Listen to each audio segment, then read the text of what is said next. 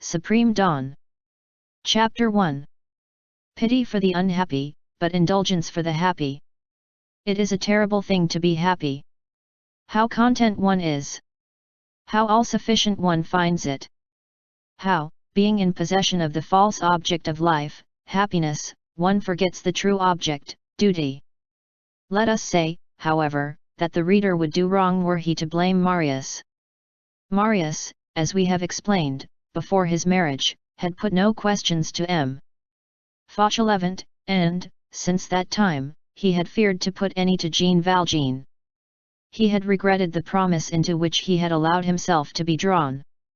He had often said to himself that he had done wrong in making that concession to despair.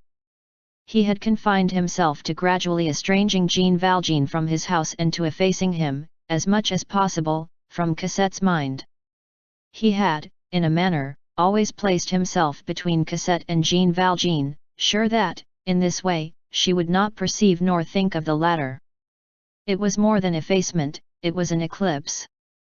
Marius did what he considered necessary and just. He thought that he had serious reasons which the reader has already seen, and others which will be seen later on, for getting rid of Jean Valjean without harshness, but without weakness. Chance having ordained that he should encounter, in a case which he had argued, a former employee of the Laffitte establishment. He had acquired mysterious information. Without seeking it, which he had not been able, it is true, to probe, out of respect for the secret which he had promised to guard, and out of consideration for Jean Valjean's perilous position. He believed at that moment that he had a grave duty to perform. The restitution of the 600,000 francs to someone whom he sought with all possible discretion. In the meanwhile, he abstained from touching that money. As for Cosette, she had not been initiated into any of these secrets. But it would be harsh to condemn her also. There existed between Marius and her an all-powerful magnetism, which caused her to do, instinctively and almost mechanically, what Marius wished. She was conscious of Marius' will in the direction of Monsieur Jean, she conformed to it. Her husband had not been obliged to say anything to her. She yielded to the vague but clear pressure of his tacit intentions, and obeyed blindly. Her obedience in this instance consisted in not remembering what Marius forgot. She was not obliged to make any effort to accomplish this. Without her knowing why herself, and without his having any cause to accuse her of it, her soul had become so wholly her husband's that that which was shrouded in gloom in Marius' mind became overcast in hers. Let us not go too far, however. In what concerns Jean Valjean, this forgetfulness and obliteration were merely superficial. She was rather heedless than forgetful. At bottom, she was sincerely attached to the man whom she had so long called her father. But she loved her husband still more dearly. This was what had somewhat disturbed the balance of her heart, which leaned to one side only. It sometimes happened that Cosette spoke of Jean Valjean and expressed her surprise. Then Marius calmed her. He is absent, I think. Did not he say that he was setting out on a journey? That is true, thought Cosette. He had a habit of disappearing in this fashion. But not for so long. 2 or 3 times she dispatched Nicolette to inquire in the Rue d'Homme whether M. Jean had returned from his journey. Jean Valjean caused the answer no to be given. Cosette asked nothing more, since she had but one need on earth, Marius. Let us also say that, on their side, Cosette and Marius had also been absent. They had been to Vernon. Marius had taken Cosette to his father's grave. Marius gradually won Cosette away from Jean Valjean. Cosette allowed it. Moreover, that which is called, far too harshly in certain cases, the ingratitude of children, is not always a thing so deserving of reproach as it is supposed. It is the ingratitude of nature. Nature, as we have elsewhere said, looks before her. Nature divides living beings into those who are arriving and those who are departing. Those who are departing are turned towards the shadows, those who are arriving towards the light. Hence a gulf which is fatal on the part of the old, and involuntary on the part of the young. This breach, at first insensible, increases slowly, like all separations of branches. The boughs, without becoming detached from the trunk, grow away from it. It is no fault of theirs. Youth goes where there is joy, festivals, vivid lights, love. Old age goes towards the end. They do not lose sight of each other, but there is no longer a close connection. Young people feel the cooling off of life. Old people, that of the tomb. Let us not blame these poor children. Chapter 2. Last flickerings of a lamp without oil. One day, Jean Valjean descended his staircase. Took 3 steps in the street, seated himself on a post, on that same stone post where Gavroche had found him meditating on the night between the 5th and the 6th of June. He remained there a few moments, then went upstairs again. This was the last oscillation of the pendulum. On the following day he did not leave his apartment. On the day after that, he did not leave his bed. His portress, who prepared his scanty repasts, a few cabbages or potatoes with bacon, glanced at the brown earthenware plate and exclaimed, "But you ate nothing yesterday, poor, dear man." "Certainly I did," replied Jean Valjean. "The plate is quite full. Look at the water jug. It is empty. That proves that you have drunk. It does not prove that you have eaten." "Well," said Jean Valjean, "what if I felt hungry only for water? That is called thirst, and, when one does not eat at the same time, it is called fever. I will eat tomorrow. Or at Trinity Day. Why not today? Is it the thing to say? I will eat tomorrow? The idea of leaving my platter without even touching it.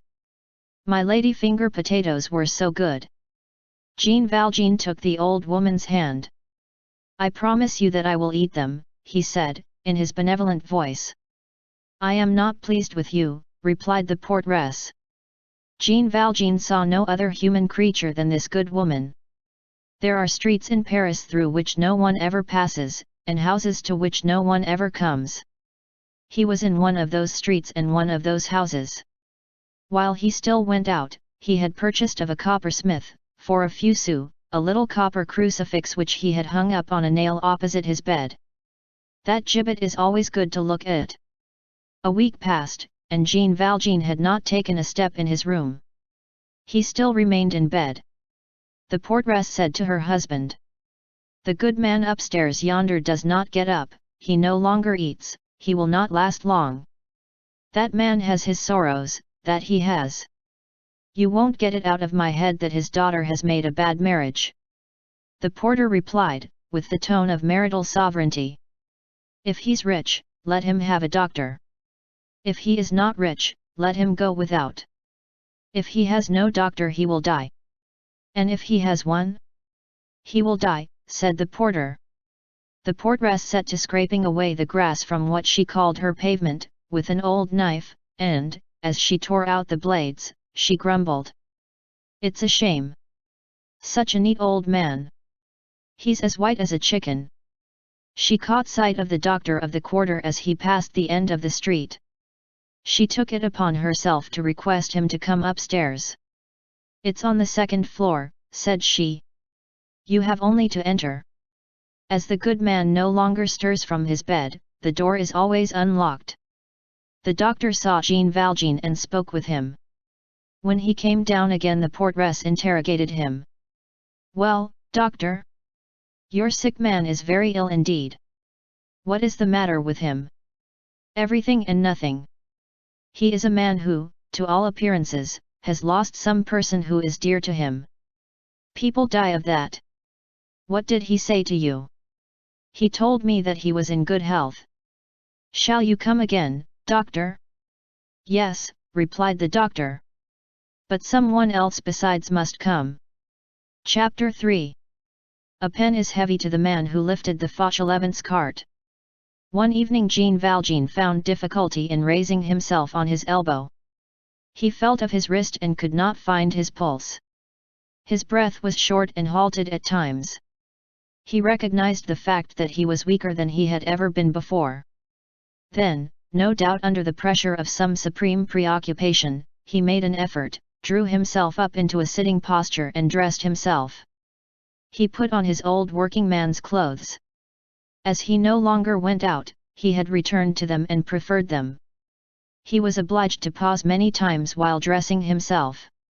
Merely putting his arms through his waistcoat made the perspiration trickle from his forehead. Since he had been alone, he had placed his bed in the antechamber, in order to inhabit that deserted apartment as little as possible. He opened the valise and drew from it Cosette's outfit. He spread it out on his bed. The bishop's candlesticks were in their place on the chimney-piece.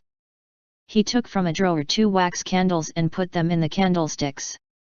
Then, although it was still broad daylight, it was summer, he lighted them. In the same way candles are to be seen lighted in broad daylight in chambers where there is a corpse. Every step that he took in going from one piece of furniture to another exhausted him, and he was obliged to sit down. It was not ordinary fatigue which expends the strength only to renew it. It was the remnant of all movement possible to him, it was life drained which flows away drop by drop in overwhelming efforts and which will never be renewed. The chair into which he allowed himself to fall was placed in front of that mirror, so fatal for him, so providential for Marius, in which he had read Cosette's reversed writing on the blotting book. He caught sight of himself in this mirror, and did not recognize himself. He was 80 years old. Before Marius' marriage, he would have hardly been taken for 50.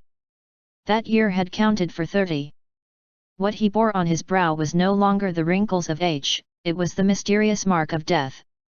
The hollowing of that pitiless nail could be felt there. His cheeks were pendulous.